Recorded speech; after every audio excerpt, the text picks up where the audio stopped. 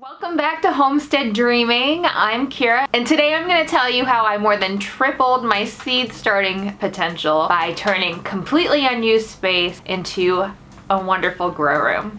So last winter here on the Urban Homestead, Steven and I decided to completely overhaul our growing capacity and expand our raised beds to the front yard. We ended up building about 40 raised beds in our front yard for growing space and turned our unused refrigerator closet into a seed starting station. We had recently purchased a new refrigerator. The one that we needed for our family was slightly too big for the alcove that the house had already pre-built in the kitchen. So we decided to put the refrigerator in a different spot in the kitchen. And here we had an empty closet, not doing anything, and we thought to ourselves that it would be a great space to make a grow closet. And we made a video on, linked up here in the eye, and it worked phenomenally for us.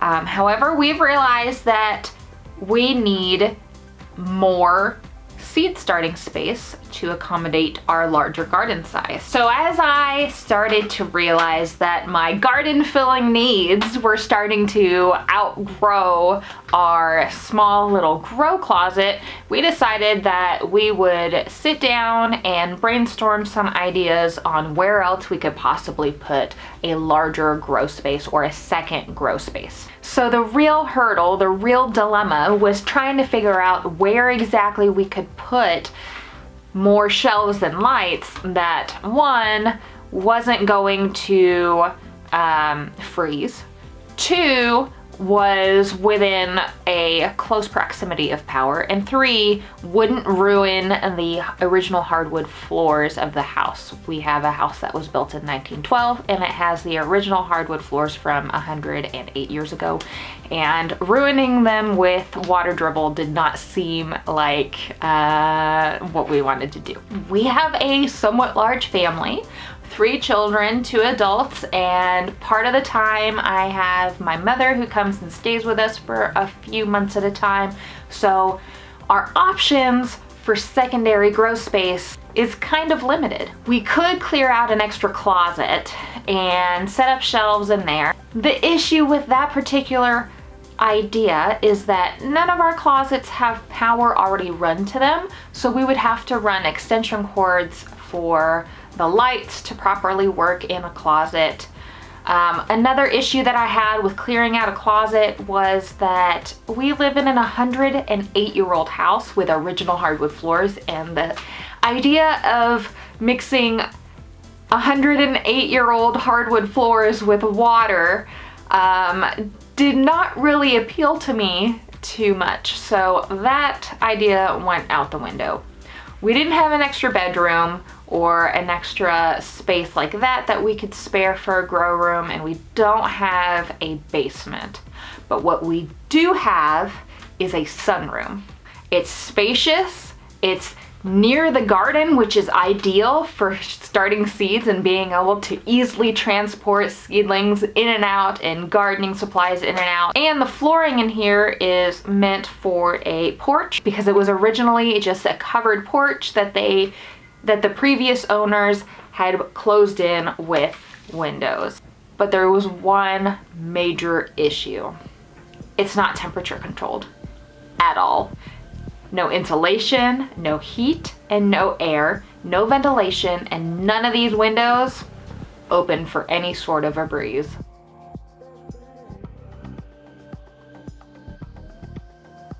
So living in this older house built in 1912, we have always had some draftiness issues here and there, especially in the kitchen, which is an addition, and our upstairs, which just doesn't seem to be as warm as it is downstairs.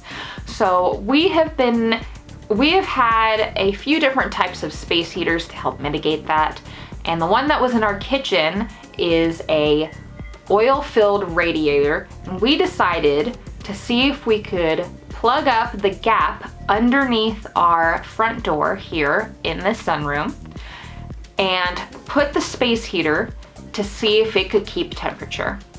All right, it's the moment of truth. We've had this little radiator heater here in here overnight, and we're about to check the temperature. It feels warm. It feels like it stayed warm overnight. We're gonna check and see what the temperature is. All right, hold on.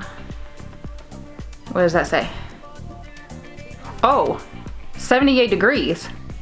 Wow. All right then. Oh, 78.2. There we go. Seriously? Yeah. Is that warm in here? Yeah, so stopping up the bottom of the door draft and adding the radiator worked. Oh my gosh. So, do you think this will work for your grow closet? Yeah, if it stays that warm in here, absolutely. As cold as it's been lately, if we can make that work, yeah, let's do it. Yeah, totally. We gotta clean out this room to make space for it though.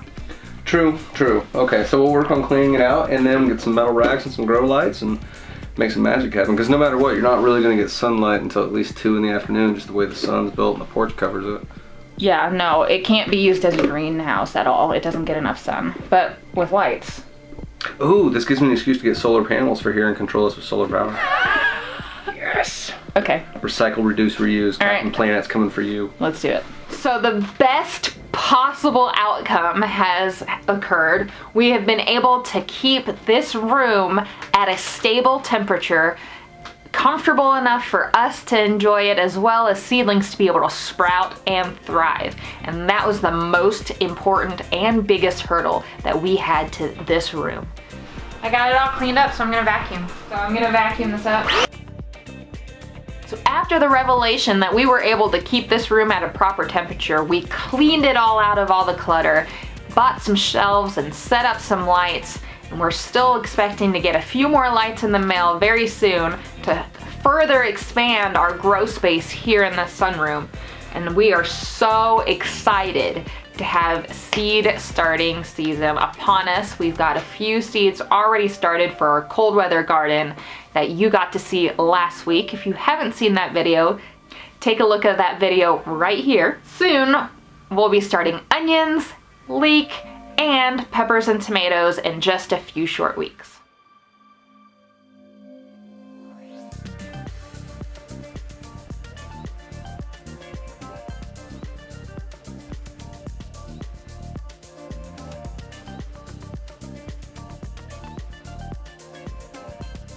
So down in the comments below, tell me what you guys are starting for your spring 2021 gardening season. Can't wait to find out what everybody else is growing in their gardens. I'm so excited to get all the seeds and start all the plants.